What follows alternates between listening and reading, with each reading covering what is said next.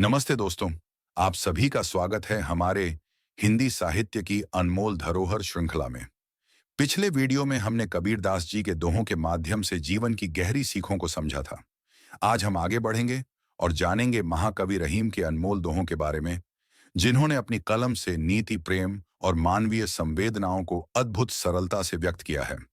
Video देखने से पहले चैनल सब्सक्राइब कर लें ताकि आपको हर नए पाठ की नोटिफिकेशन मिले। चलिए शुरू करते हैं रहीम के ज्ञान भरे संसार की यात्रा, जहां हर दोहे में छिपा है जीने की कला। पहला दोहा है, पावस देखी रहीम मन, कोयल साध है मौन। अब दादुर बकता भय, हमको पूछत कौन। आइए दोहे को ठीक से समझने के लिए उसे एक बार फिर से पढ़ लेते हैं। आपने वसंत में कोयल की कूक और वर्षा में मेंढक की टर टर की आवाजें तो सुनी ही होंगी। जाहिर है कि कोयल की कूक सभी को भांति है। उसके स्वर में मिठास होती है और गायन में लय। आपने प्रायः एक बार में एक ही कोयल का स्वर सुना होगा, सामूहिक स्वर नहीं। दूसरी तरफ मेंढक एक साथ टर्राते हैं। उनका टर्राना सुनने में बड़ा ही अरुचिकर लगता है।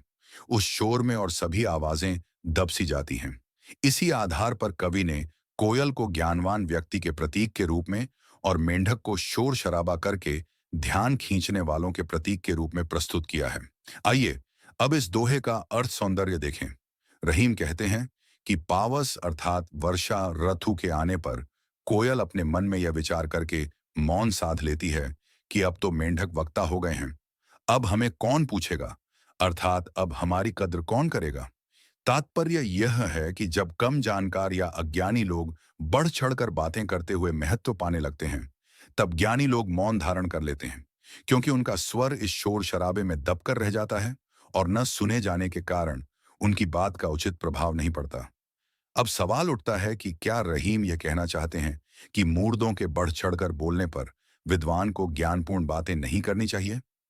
नहीं, ऐसा नहीं है। गौर करें, पावस देखकर कोयल के मौन साधने की बात कही गई है, हमेशा के लिए नहीं। जब आरथू बदलेगी तो मेंढकों का टर्राना बंद हो जाएगा, फिर वसंत ऋतु आएगी और कोयल फिर पंचम स्वर में संदेश देगी।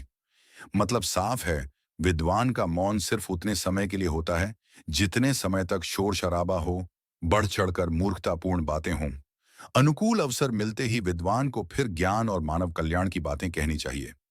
इससे यह भी पता लगता है कि विद्वान अनुकूल अवसर पर ही अपनी विद्वत्ता का प्रदर्शन करता है। अब आगे बढ़ते हैं दूसरे दोहे की तरफ। खैर, खून, खांसी, खुशी, वैर, प्रीति, मदपान, रहीमन दाबे ना दवें, जानत सकल जहान।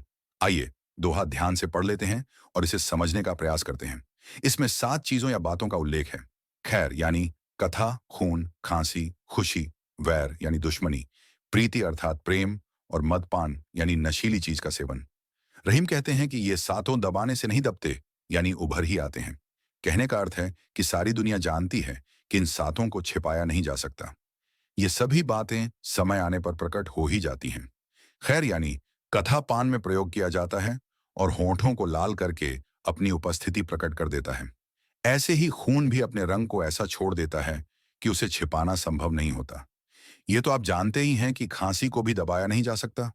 आपने ऐसे लोगों को तो देखा ही होगा जिनकी आपस में नहीं बनती और मौका पाते ही वे एक दूसरे को नुकसान पहुंचाने से नहीं चूकते। इसी को वैर कहते हैं। ऐसे लोग जब एक दूसरे के सामने आते हैं तो उनका हाव भाव और व्यवहार सभी के सामने उनके संबंधों को स्पष्ट कर देता है। इसी तरह किसी के प्रति प्रेम का भाव भी आंखों की चमक, बोलने के तरीके और व्यवहार से प्रकट हो जाता है। आपने नशेड़ियों या शराबियों को देखा होगा। उन्हें देखते ही आपको पता लग जाता है कि इस आदमी ने जरूर शराब पी रखी है। उसकी चाल ढाल, उसका बोलने का तरीका अपने आप शराब पीने की बात जाहिर कर देता है। इस तरह आपने देखा कि जिन 7 बातों की चर्चा इस दोहे में की गई है, वे स्वयं ही अपने आप को व्यक्त कर देती हैं। उन्हें छिपाया नहीं जा सकता। आपने दैनिक भाषा व्यवहार में ध्यान दिया होगा कि किसी बात पर बल देने के लिए यह कहा जाता है, अरे भाई, सारी दुनिया इस बात को जानती है, या हर कोई यह जानता है, या कौन इस बात को नहीं जानता, अथवा सभी जानते हैं, या सबको पता है जी, आदि आदि। जानत सकल जहान ऐसा ही प्रयोग है। धन्यवाद दोस्तों। आज के इस वीडियो में हमने रहीम के ज्ञान भरे दोहों को गहराई से समझा। पावस देखी रहीम मन, से सीखा कि सही समय पर मौन भी बुद्धिमानी है। रहीम के ये दोहे न सिर्फ व्यावहारिक जीवन में उपयोगी हैं, बल्कि परीक्षा की तैयारी में भी आपकी मदद करेंगे।